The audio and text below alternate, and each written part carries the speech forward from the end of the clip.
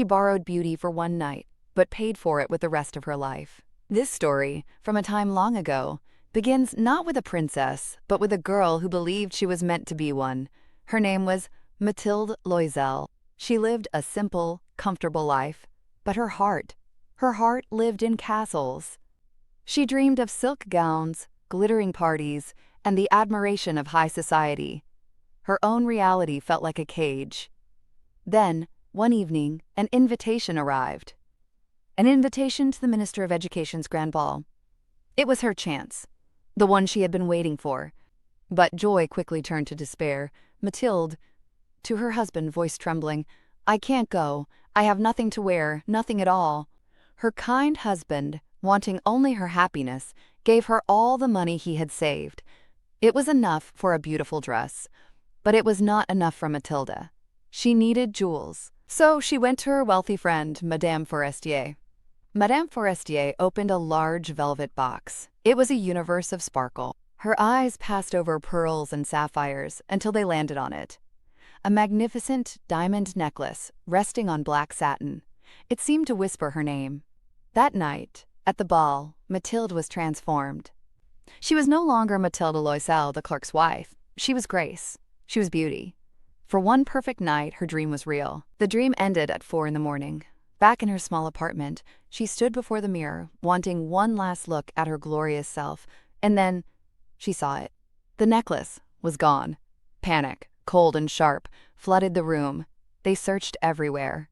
In the folds of her dress, her coat, the street outside, nothing. What were they to do? The shame of telling the truth felt worse than any punishment. So they made a choice, a terrible, life-altering choice. They would hide the truth. They would replace it. From jeweler to jeweler they went, searching for a necklace that looked the same. They found one.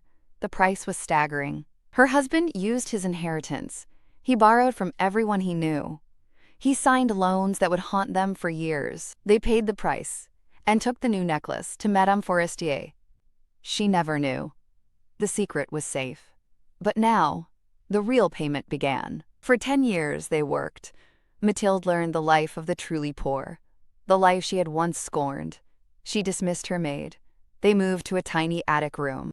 Her soft skin grew rough. Her voice became loud and sharp. The elegant, dreaming girl was gone.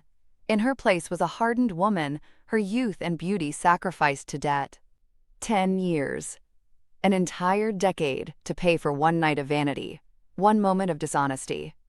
After 10 long years, the debts were finally paid. One Sunday, walking in the park, Mathilde saw a woman. She was beautiful, elegant, and happy. It was Madame Forestier. A strange pride filled Mathilde. She would tell her. She would show her what she had endured. "Mathilde?" Her voice rough. "Good day, Jean." Madame Forestier did not recognize the coarse, aged woman before her. "Madame Forestier. I'm sorry, madame. I don't believe I know you." "Mathilde. I am Mathilde Loisel."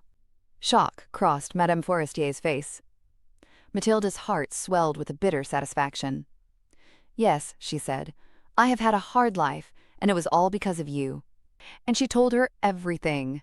The lost necklace, the replacement, the 10 years of debt and misery, and back-breaking work.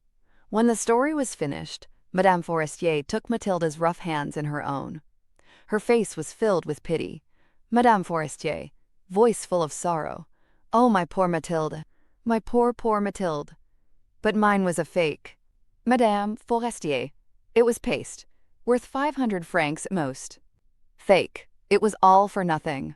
The 10 years of labor, the lost youth, the stolen beauty. A decade of life, sacrificed on the altar of pride for an imitation, for an illusion." What if she had just told the truth? What if, for one moment, she had chosen honesty over pride? The question would haunt her forever. The silent scream of a life that could have been. The lesson of Mathilde is a hard one, but a vital one. Honesty, even when it is difficult, can save us from a lifetime of unnecessary suffering. A life built on truth, no matter how humble, is always more valuable than a grand life built on a lie. The price of vanity is always too high to pay.